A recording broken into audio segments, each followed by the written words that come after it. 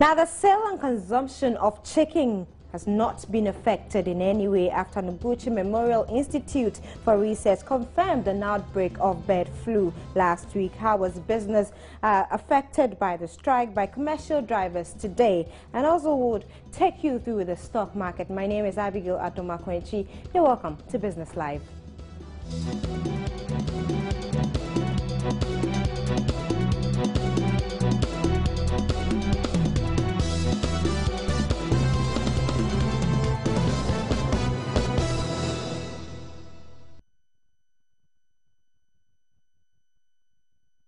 Welcome back. Now, this is where we take critical and pertinent look at issues affecting businesses and the economy at large. Let's now take a look at the business roundup for today.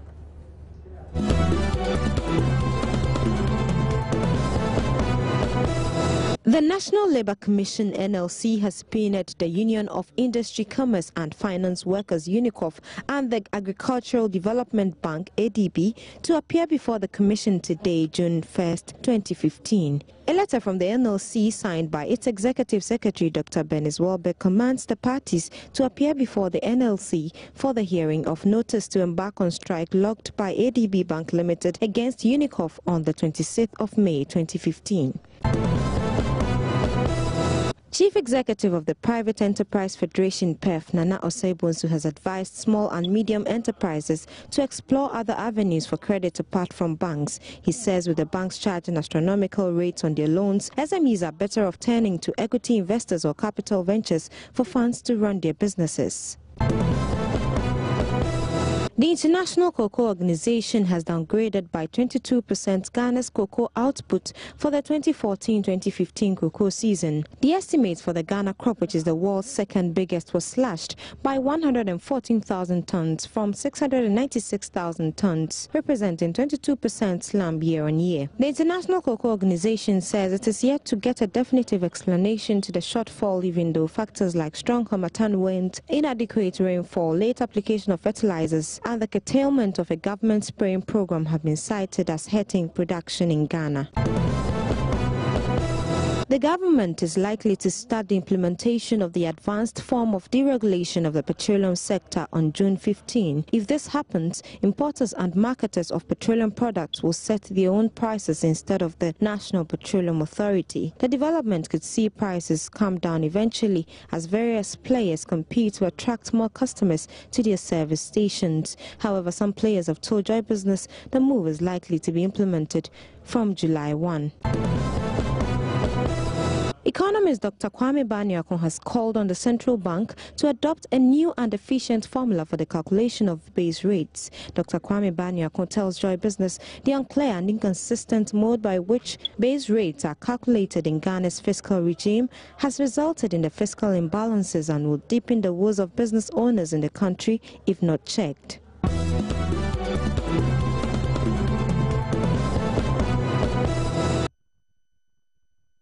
And that was the business news roundup for today. Now, last week, Wednesday, the Noguchi Memorial Institute for Research confirmed the outbreak of the avian flu, also known as bird flu. 5 out of 6 sample tests conducted by the institute proved positive for the bird flu virus. Confirming the results on Joy News Wednesday afternoon, a research fellow at the institute, Dr. Kofi Odon, said the samples were received on May 15, 2015 from 2 farms located in Achimota and Tema. He explained that the virus for now is from bird to bird, adding, however, that the institute is yet to conduct tests on the handlers of those birds to confirm whether or not the virus has been transferred from birds to humans. Today, Joy Business sampled a few eateries to ascertain whether the development has affected the sale and consumption of chicken. Watch this.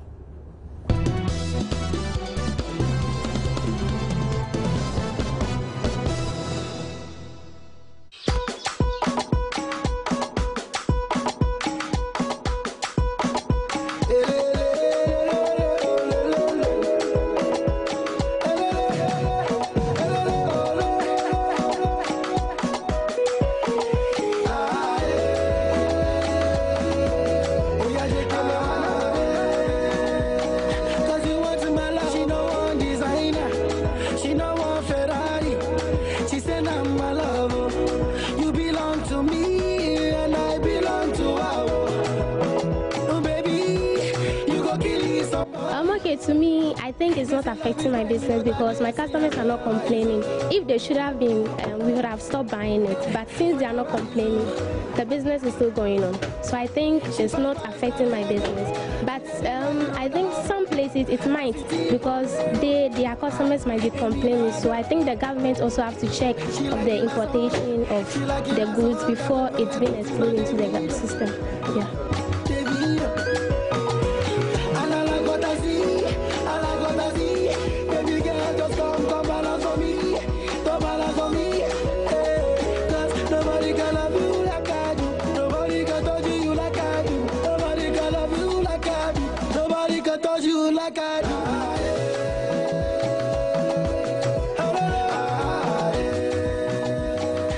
What's a bird flu? Pachomati. Otewa. Oh, na me wusem go for ka me hwe you TV news so na me tell you. No, omo ka say e dey ba dey. Asi nkoko yare na aba. Se won so ko to na se bia wo ya. Banya yare ni bi. No so mo dey. Ha dey dey na mo to. Omo ni se bia yare na se. Bia se se mo to ndebe. Now, a friend is saying, what say you know? So now, auto a yakona. Said the young motority. Yeto, the Kotabe Adrian,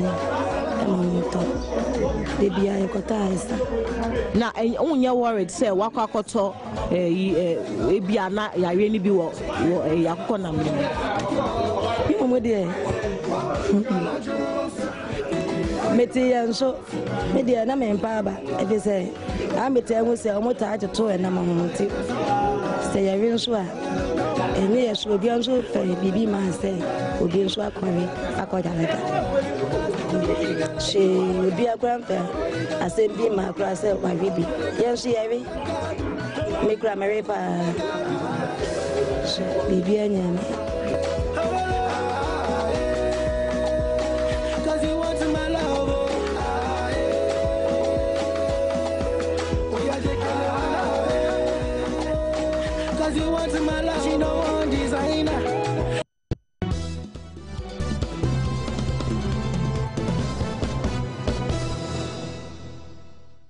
Now we have been joined on the phone lines by President of the Ghana Poultry Farmers Association, Victor Ponje, to help us understand what the association is doing about the outbreak. A very good evening to you, sir, and many thanks for your time. Good evening, and good evening to your listeners. Well, thanks for joining us. Now, we are told the virus for now is from bird to bird, and the Institute is yet to conduct tests on the handlers. Can you confirm whether or not the virus has been transferred from birds to humans, and how are members handling the situation? Hello? Hello, sir, if you can hear me. Can you please come again? I'm asking Yeah. if you can confirm whether or not the virus has been transferred from birds to humans, and how are members of your association handling the situation? The situation. Right. Thank you very much. Yes. Understand. We heard from Ngochi, who came out with this report that it's from bird to bird and not from bird to human. Right. And better still, we've taken precautions at our various farms. We have to prevent the disease from spreading. So we have actually advised our farmers to put up to intensify their biosecurity measures. And also we've informed them that every bird or every mortality at the farm should be taken to the veterinary for a postmortem. That will let us know what exactly killed the bird.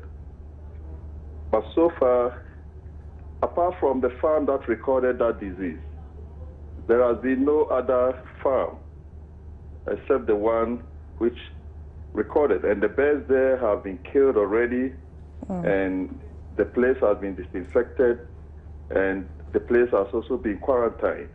It means nobody is going to the farm and nobody is coming out of the farm. Right. Now, how is the outbreak affecting the business for poultry farmers? We understand some farmers are killing their birds.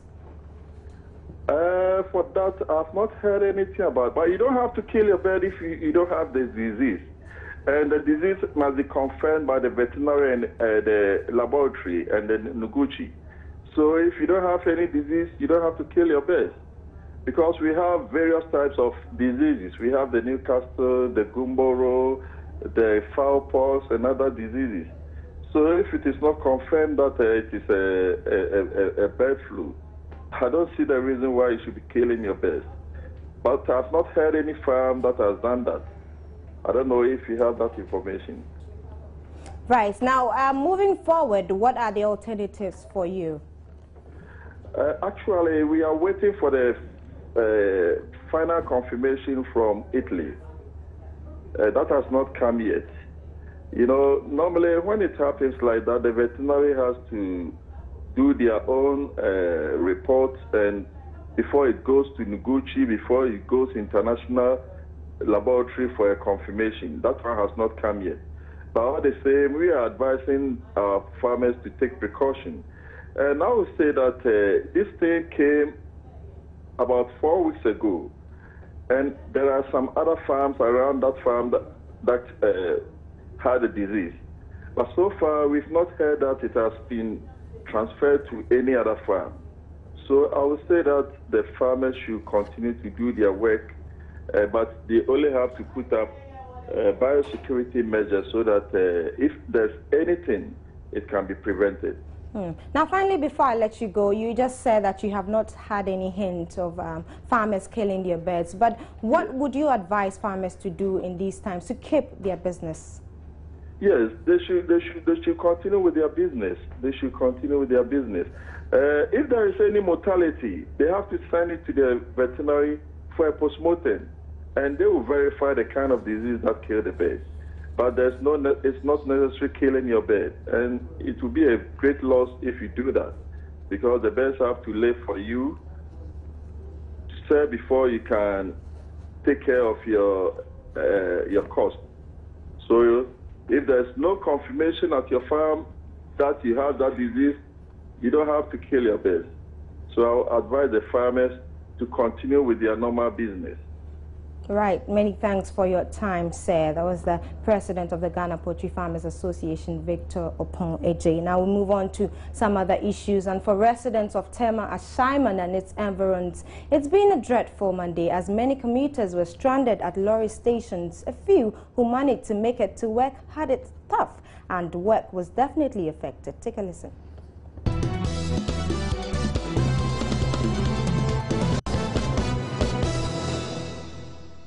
Very exhausted. I'm tired for walking for 45 minutes. In fact, it was a brisk walk that I had to do before coming to the office. And you know, if you've lost so much of your energy that you need to sit down and think and be doing, brain work. I mean, sitting in the office and thinking about how to even start preparing a document requires a lot of brain work.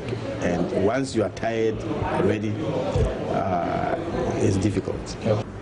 This morning I got a call from my friend that there was a strike by truck drivers and then taxi drivers.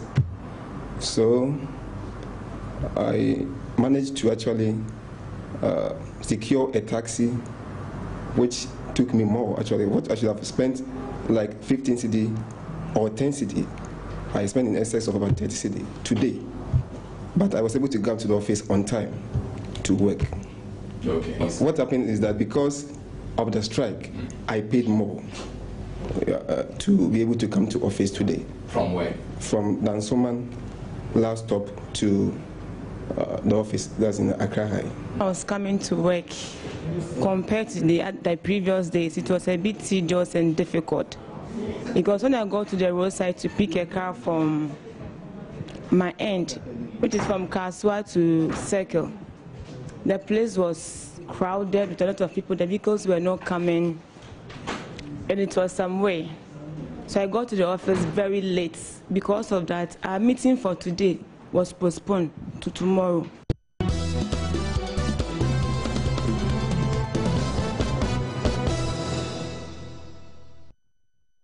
those were some concerns from workers pertaining to the strike. Now, we hope that in subsequent days we don't see this happen. But away from the strike, I have Bertha Atubiga in studio to be talking to me about the stock market and the commodity market as well. Bertha, thanks for joining me as always. How are you doing? I'm good, by the grace of God. How are you too? I'm well too, by God's grace. Okay. You're looking great. Thank you. You too. Thank you. Now, let's see. How has the market been faring?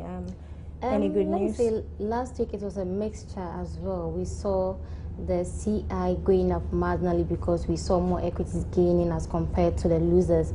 But we also saw the FI, that's the financial stock index, actually dipping marginally because we saw the big guys that's actually moving the financial stock index losing consistently. Let me put it that way, because it lost loss of pesos within the week. So it actually affected the financial stock index. But because we had more equities actually gaining than the losers, and we also saw some other strong equities on the market also making part of the gainers list, we saw the composite index actually advancing marginally on its previous level. So the market is quite good. The value of the exchange actually went up, not as what we saw in the past 2 weeks. It went up by 10.22 million Ghana cedis as compared to where we had over 600 million cedis in the past 600 million Ghana cedis in the past 2 weeks. And that should tell you that these equities I'm talking about actually drove the market down, let me put it that way.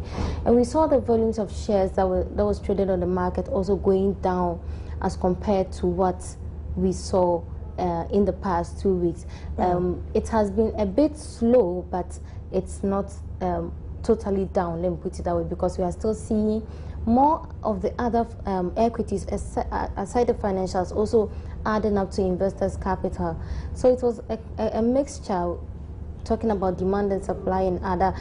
Some of them too, because of their impressive financials, first quarter financials, is still having positive impact on the equities on the market. So basically that's what happened. So you can't tell whether the market was good or bad? Oh, it was good. So far as the average performance of all the listed even equities, though the value went down? It's the composite index went up, by the financial stock index came down because some big boys, talking about GCB and SCB, actually lost significant pesos on their previous quotes. Now, what does this mean? I mean, for the ordinary Ghanaian out there, I'm sure they'll be wondering, let me explain further. With the CI moving up, let's say we had 9 equities out of the 12 equities that actually moved over the week, throughout the week, being most of them were gainers, and we saw FML, GWEL, HFC, EBG. Well, I'll talk a bit more about EBG, but we saw these equities actually added up. And we're looking at the CI measures the average performance of all the listed equities on the market. And the FI looks at the financials. So with SCB and GCB, which actually have, they have some significant market caps on the exchange. So when these equities, there are some equities on the market, I always say that anytime there's a plus or a minus in these equities, a drop or a gain, it actually has some effect or impact on the indices on the stock market. And that's what actually happened last week. We saw these two equities. Today I'm going to focus on the look at the losers before I come to the gainers. We saw GCB losing 15 pesos.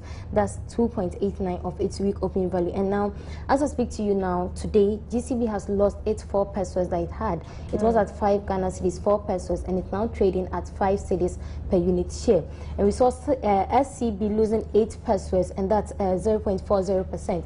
And these equities have been losing marginally consistent. I wouldn't say throughout the week, but most of the trading days on the week, they lost on their previous courses. For this? Well, there are times and seasons in the market, but one thing that we need to know is that GCB actually paid its dividend.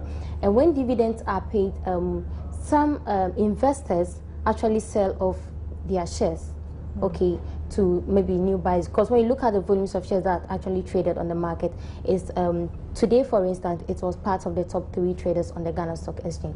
You can say that people are selling off, or investors are holding back to look at how the equity is actually going to perform in the long term. But despite all that, GCB is still a very good stock on the market, and it might lose further. Yeah, it might lose further. But you know, one thing I always say is that we don't look at the short-term movement only. We look at the long-term benefit that you're going to get. For instance, if it's been paying dividends, and one thing that investors also look out for is to get dividends, and actually some look out for growth and some look out for value. Those who are looking out for value, for instance, you want it in the next 3 months, 4 months, you want to see some gains on your capital that you actually invested in. And when you're looking out for growth, you're looking at the long term, that the equity will grow, companies will grow, and they'll be able to pay dividends annually to you. Okay, so you just like, you can, even if you have huge volumes of shares of these equities, such equities, at the end of every year, and they are paying dividends, you just sit back. Probably you will not work, because sometimes these markets make more than 100% profits, okay, and they pay huge dividends. For instance, taking on my 100,000 for 1 year, which you not get on the money market instruments. That is true, unless maybe you also have huge volumes of money. But basically, that is what has happened to these equities. The demand is actually slowing down, and investors are also taking advantage. Well, they should take advantage now and buy them at these prices. When you say the demand, is it the demand for such stocks? Stocks, yes. Okay. And investors are holding on, some are selling off their shares, but most of them are holding back and doing their own analysis to see how the stock. But it will drop further, probably this week. It might drop further, but it will pick up in the long term. Now, let's look at the gainers. Are they the same stocks to look out for the week? Well, this week we actually including ETI and FML. FML has a growth rate of 5.23%, and it's surprising that FML closed adding the highest absolute value. When I talk about absolute value, that's the number of pesos that it added. FML added 21 pesos to its week opening price. You remember, beginning of the year, FML was not a very good stock that we used to talk about, but we're advising investors to take advantage of the low prices that we have. And let's imagine that you bought it at for instance, now it's 5.54 Ghana cedis. You bought it around 4 cedis. You can imagine the gains that you have made on your investments now. And it's one of the equities that we're actually seeing that it might even go up this week as well. So ETI has been, ETI has also been down for some time now, for like 2 weeks, but looking at the trades, the number of shares that actually exchange hands on daily basis on the market, it's one of the equities that investors should also look out for. HFC is also one. EBG it's performing some miracles on the Ghana Stock Exchange. When I say not miracles, but it's actually doing so well on the Ghana Stock Exchange. It might also move further this week. Well, the market comes with surprises, like we're discussing this morning. Yes, it comes with surprises. So investors should just sit back, analyze these equities very well, look at their financials, look at their dividend payments policies. Let's look at how frequently they pay dividends, the equities that don't pay dividends and all that. Look at their operations. FML, well, and this manufacturing, you could see that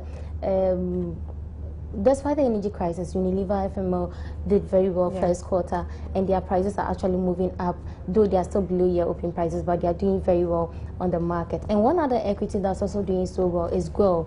And when you look at the average returns on the stock market right now, the petroleum industry is actually returning better than the financial stock in there. When you look at the average returns, not financial, let me say banking. Are you advising us to move towards the petroleum industry? No, you need to build a very good portfolio. You need to build a very good portfolio, and that will help you when one side is falling. You'll be able to stand strong with the other equities. So you don't go all financials, get agro-processing. Get a balance between the two. Get agro-processing, get some GOIL petroleum products. SPL has been flat from the beginning of the year. It's actually one of the equities that's not very active on the market. But last week it also added a peso to its 2 pesos to its week opening value, and it's also it has been part of the top traders on the Ghana Stock Exchange as well. Let's do some commodities and let's see what's happening with crude oil. Crude oil, as you look, as you can see on the screen, you realize that crude oil, gold, cocoa actually recorded some declines. That's for last week, the week under review. So crude oil lost 4.71 pesos to close at 63.16 US dollars per barrel. But as I speak to you today, that's this morning, or as at the close of Friday, it actually went up marginally as compared to its previous price.